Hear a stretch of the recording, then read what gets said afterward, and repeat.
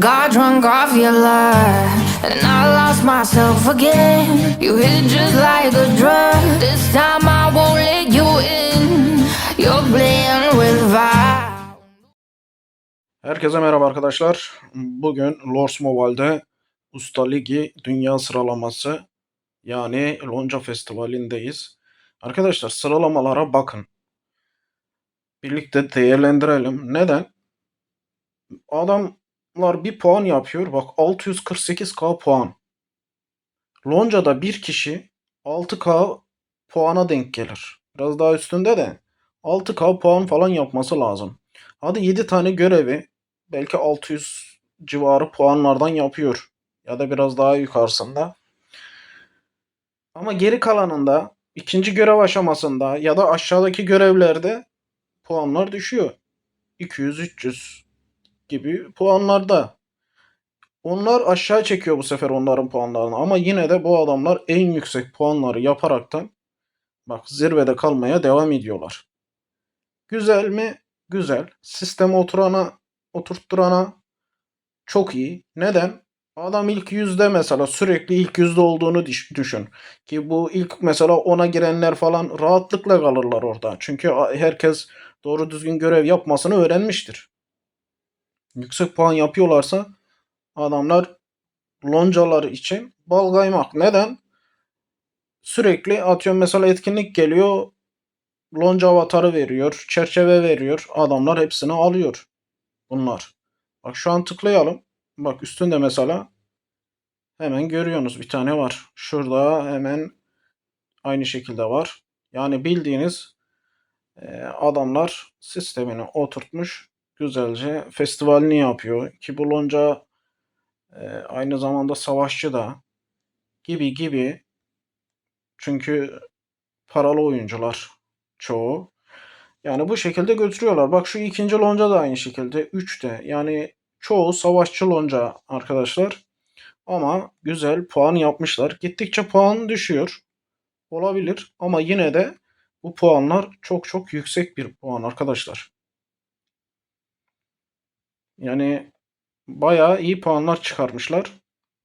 Biz de işte şeyden düşmeyelim, ligden düşmeyelim, tüm puanları ödülleri alalım gibi gibi düşünceler içerisinde devam ediyoruz. Ha ilk zamanlarımız olsaydı ya da şöyle baktığın zaman desen ki e, evet benim gibi Lonca'da çok oyuncu var bu şekilde o zaman bunlarla yarışırsın. Benim yaptığım puanları görüyorsunuz değil mi? Benim gibi 10 tane oyuncu olsa 10 tane demişim. Benim gibi oyuncu olsa herkes Lonca'daki biz bu birinci oluruz ya. Şu sıralamayı geçeriz biz.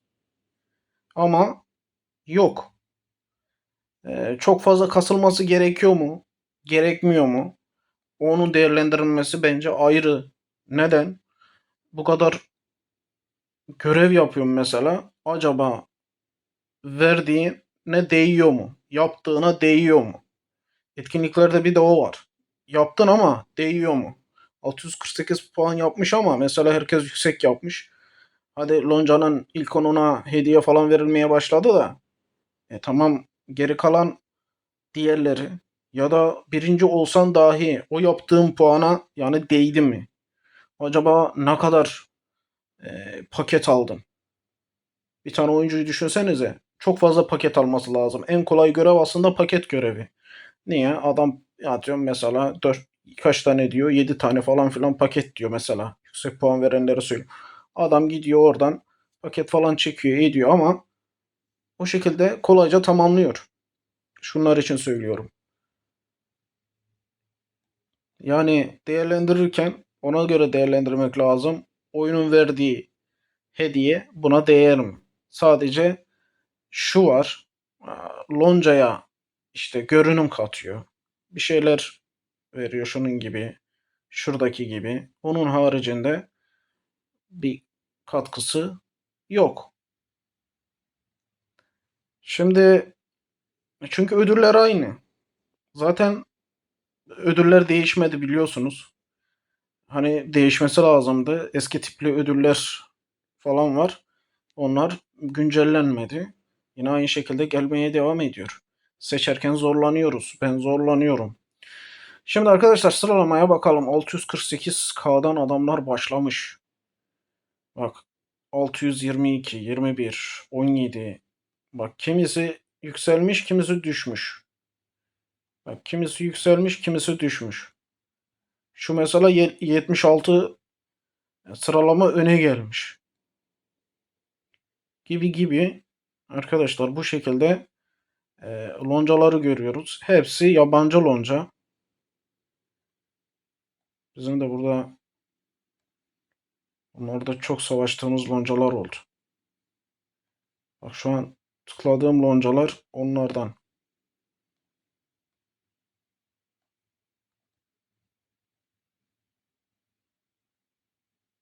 Bunlarla daha geçen aynı krallıktaydık. Adamlar nasıl puan yapmışlar böyle ya?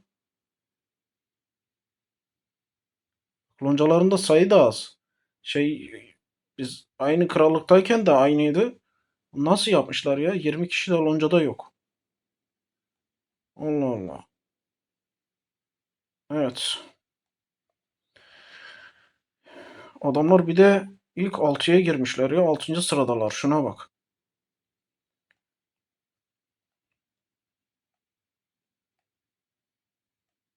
Şöyle bakıyorum. Çoğu lonca zaten tanıdık. Bak yani çoğu baronluğa oynayan, sıfırlamalarda boy gösteren gibi gibi loncalar. Bak burada Türk loncası var. TR Türk sancağı.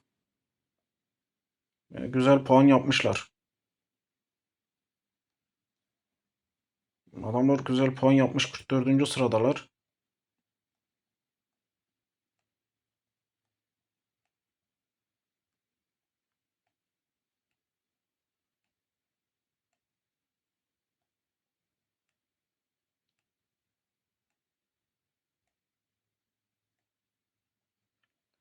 Bu ne? DNRAÇI.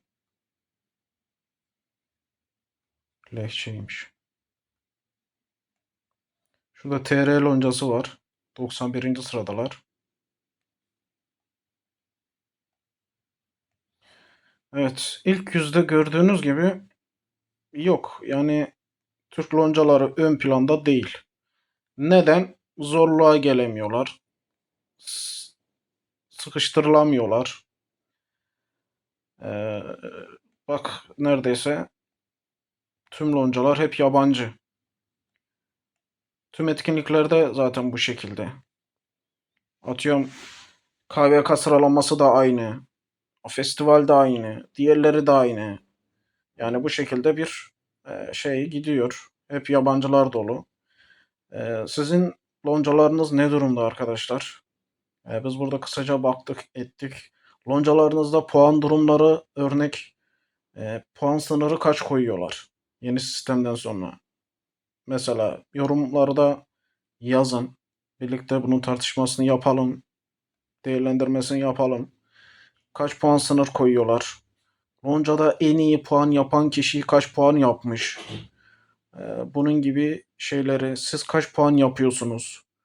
Yani normal puan mı yapıp yoksa zorluyor musunuz? Sizce buradan alınan ödüller, bu rütbe veriyor da sizce ödülleri yeterli mi? Dediğim gibi değiştirilmesi lazım mı? Yani bunların bu kadar puan yapmayla sizce eksi mi alıyorlar yoksa bir artısı var mı? Çünkü mesela 30 tane hediye veriliyorsa bunlara da 30 tane hediye veriliyor. Örnek veriyorum ya da daha fazla veriliyorsa bunlara da daha fazla veriliyor. Buradaki herkes mesela 99. sıradaki adam da aynı sıradaki ödülleri alıyor. Bunlar da aynı sıradaki ödülleri alıyor. Mesela sizce bunun değerlendirmesini yorumlarda yapın arkadaşlar. Birlikte bakalım, görelim, görüşelim. Bu şekilde festivaller devam ediyor. Sonraki videolarda görüşmek üzere. Kendinize iyi bakın. Sağlıcakla kalın.